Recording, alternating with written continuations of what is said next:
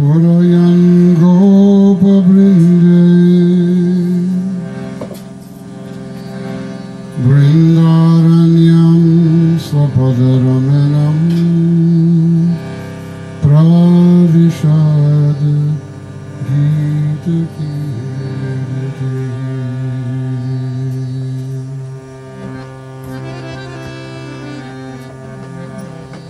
So, welcome to Bhakti Sutras. It's interesting how Yoga Sutras is very well read now in the West, and Bhakti Sutras, for some reason, are not as well known here. But Bhakti Sutras really does explain to us how to be in the bhav. So that's what we're going to look at here. The whole reason why anyone would enter into a study, and study is different than academic study, because the reason why we are trying to acquire understanding here through these sutras, and sutras are they are compact Sanskrit shlokas, not even shlokas, they are written in prose actually. Shlokas have the same amount of syllables on each side.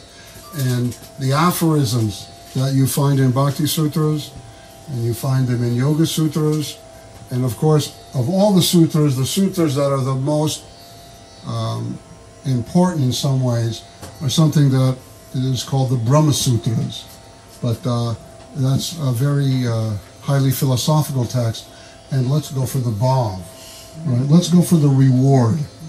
That's what I was. So why go, through the various steps? Let's go directly to the fruit first, and then we'll figure out how to get there after we're there. No, after you're there, you no longer have to figure out how you get there. But even if you're there for a moment, or if you think about being there, what? More volume, Shruti Ram? Jai-ho. How about that? Shruti Ram ki jai. All right. So, even if you're there for a moment, even if you're not there and you hear about it,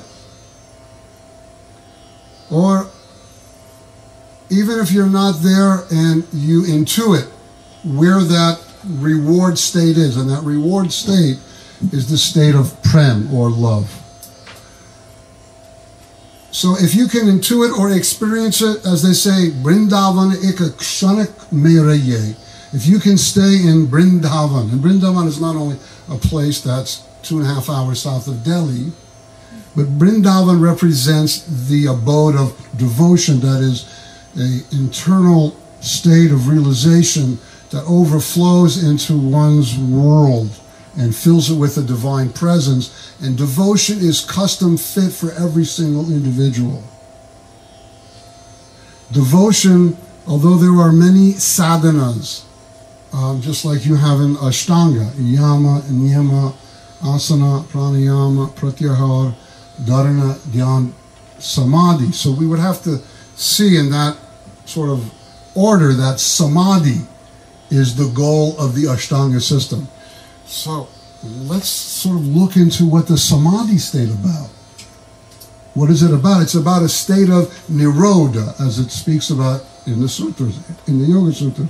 Chittastavritti iti Nirodha. So when one's wandering tendencies, and I know that I certainly have enough of them, going right and left and concerned about fluctuations of worldly events that really in the end I have no control over, and that I can maybe speculate how I can either profit or avoid loss from them. In the end, most of that is kind of discursive and takes away from my bhav. So that when I can control those vrittis or wandering tendencies, so you basically have two general paths. One is where you do it through your own concentration and your own effort. And it's possible, but there's always the possibility of self-identification with the actual process of trying to control your mind. And Narada, in the Bhakti Sutras, doesn't promote that style of Nirodha, meaning bringing your mind into God consciousness. But he teaches us the second type of Nirodha, and that is the Nirodha where one becomes entangled in a divine relationship with the Supreme because of grace. And because of, also there has to be intention. So he does promote grace in the Bhakti Sutras. There is promotion of good association, as well as how to deal with the world. But in the end, it's not so much from one's own effort, but from becoming a vessel that is capable of receiving. Okay? And that's a big...